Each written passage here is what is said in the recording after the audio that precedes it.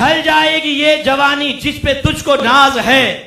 چاہے جتنا تو بجا لے 4 دن کا ساز ہے،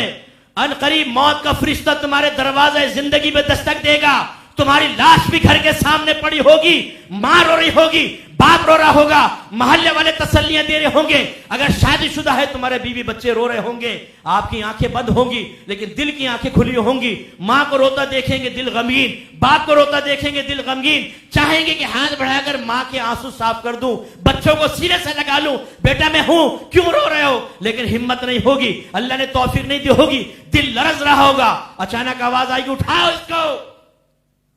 اور غسل کے تختے پہ لٹا دو، ہمیں اٹھایا جائے گا، تختہ غسل پہ لٹایا جائے گا، بہت برانڈڈ کپڑے پہنے ہوئے تھے، زبر قسم کی بیگی پینٹ پہنے ہوئی تھی، پینٹ اتار دی جائے گی، انڈرویئر اتار دیا جائے گا، قمیض اتاریں گے، بنیان اتاریں گے، بالکل برہنہ کر دیا جائے گا، ہم پہ کپڑا ڈال دیا جائے گا،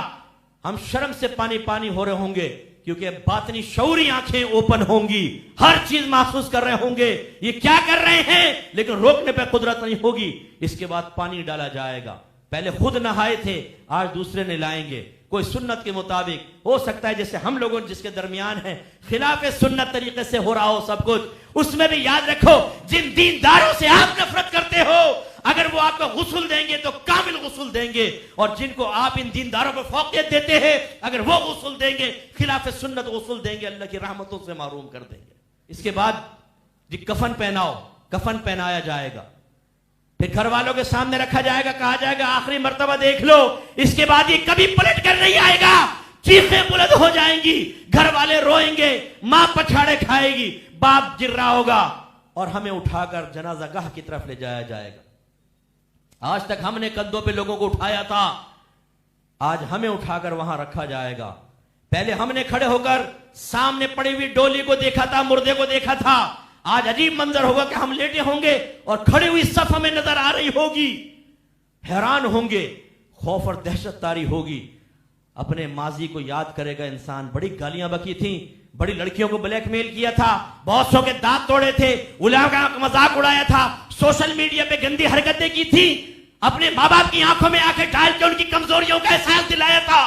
آج اس کے بدلے کا وقت آنے والا ہے، ان قریب قبر میں رکھا جائے گا، تکبیرات ہوں گی، جنازہ ہوگا، دعائیں پڑھیں گی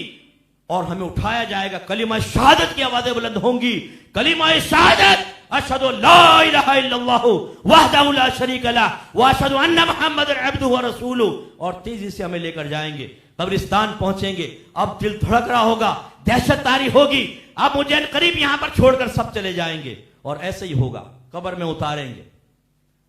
نیچے سے دیکھیں گے ایک چکوٹا نظر آئے گا، سب جھانک جھانک کر کہیں گے بھئی آخری مرتبہ زیارت کر لو، ان کے چہرے نظر آ رہے ہوں گے، آج سے پہلے ہم نے جھک کر دیکھا تھا، آج وہ جھک کر دیکھ رہے ہیں، اس کے بعد کہا جائے گا اس کی سیلیں رکھو، قبر کو بند کرو، سیلیں رکھے جائیں گے، اندھیرا بڑھے گا اور آہستہ آہستہ سب ختم، صرف ایک دراڑوں سے روشنی آ رہی ہوگی، کوئی کہے گا اس میں مٹی بھر دو، گیلی مٹی بھر دی جائے گی، اندھیرا گھپ ہو جائے گا، ڈالیں گے۔ میرے آقا نے فرمایا کہ جب لوگ مردے کو دفن کر کے چلتے ہیں تو مردہ ان کے چپلوں کی سرسراہٹ کو سنتا ہے، وہ محسوس کرتا ہے، وہ جانتا ہے میری قبر پہ کون آیا۔ میرے آقا صلی اللہ علیہ وسلم فرماتے ہیں جب مردے کے پاس قبر پر قریبی آدمی آتا ہے وہ سب سے زیادہ اس سے انسیت محسوس کرتا ہے، اسے علم ہے، اس کے بعد سب چلے جائیں گے، کوئی محبت کرنے والا نہیں رہے گا۔ کہاں گئے تمہارے دوست، کہاں گیا مال و متا، کہاں گئے رشتہ دار، کہاں گئی وہ ماں جو آپ کی ذرا سی تکلیف پر لرز جایا کرتی تھی، کہاں گیا وہ باپ کہ ذرا آپ گرتے بھی تھے تو تڑپ جایا کرتا تھا، سب ہاتھ جھاڑ کر چھوڑ کر چلے جائیں گے۔ اب قبر کی دیواریں لرزنا شروع ہوں گی، خوف و دہشت طاری ہوگا، اچانک دو بڑے عظیم فرشتے اندر داخل ہوں گے۔ میرے آقا نے فرمایا وہ سیاہ رنگ کے فرشتے ہیں، ان کے لمبے لمبے سر کے بال قدموں تک ہیں، ان کی آنکھیں دیکھ کے برابر بڑی نیلے رنگ کی ہیں، بڑے بڑے دانت ہیں، وہ دانتوں سے چیرتے ہوئے آئیں گے، دونوں کے ہاتھ میں ایک ہتھوڑا ہے، اتنا بھاری کہ اگر زمین پر رکھ دیں تمام انسان اور جن مل کر اس کو نہیں اٹھا سکتے، اور وہ جھڑک کے بٹھائیں گے اور پوچھیں گے مر ربو کا، تیرا رب کون ہے، ما دینو کا، تیرا دین کیا ہے، ما کنت تقول فی حق ھذا الرجل، تو اس شخص کے بارے میں کیا کہا کرتا تھا۔ میرے آقا کا جلوہ دکھایا جائے گا، سرکار قبر میں تشریف لائیں گے، ما کنت تقول فی حق ھذا الرجل، ھذا کا لفظ آیا ہے، ھذا اس میں اشارہ ہے، اس کی وضع محسوس مبصر کے لیے ہے، جس کا احساس کرے، جس کو دیکھا جائے. اور حاضہ اس میں اشارہ قریب کا ہے، گویا کہ نبی کریم بالکل قریب ہوں گے، ہم انہیں دیکھ رہے ہوں گے، محسوس کر رہے ہوں گے، ان کے جسم سے نکلنے والی پسینے کی گلاب کی مہک ہماری ناک تک پہنچ رہی ہوگی. نوجوانوں ذرا غور کرو، جس نے نبی کریم کے قول کو سن کر، باتوں کو سن کر، سرکار کی تلقین کو سن کر اپنے چہرے کا زاویہ بگاڑا تھا، دل میں نفرت پیدا ہوئی تھی، حقارت سے دینداروں کا مذاق اڑایا تھا، اب اے ملا تم نے اپنی قبر میں جانا ہے، ہم نے اپنی قبر میں جانا ہے، یہ جملے کہے تھے.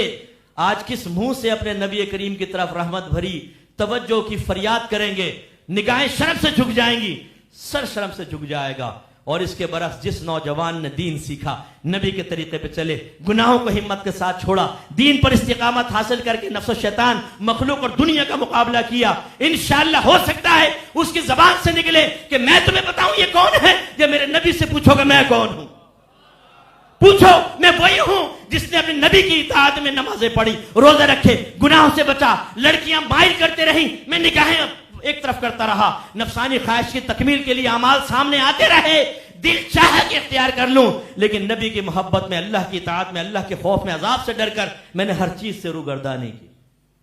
ایک کی قبر جنت کے باغوں میں سے باغ بنا دی جائے گی. اور بے نمازی کے بارے میں آپ کے نبی نے فرمایا،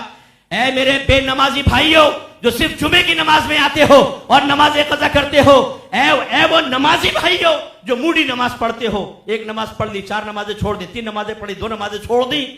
سرکار فرماتے ہیں کہ بے نمازی کو قبر کی دیواریں اس طرح دبائیں گی کہ اس کی ادھر کی پسلیاں ادھر اور ادھر کی پسلیاں ادھر چلی جائیں گی. سرکار نے اس طرح تشبیہ کر کے ارشاد فرمایا، ایسے ہو جائے گا، یوں پیسنے،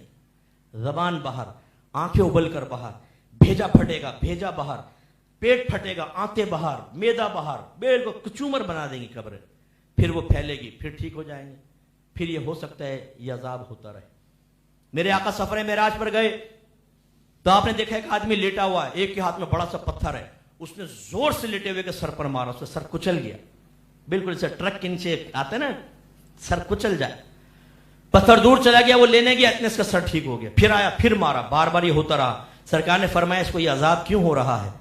جواب دیا، یا رسول اللہ یہ وہ شخص ہے جو فرض نمازوں کے وقت سو جایا کرتا تھا.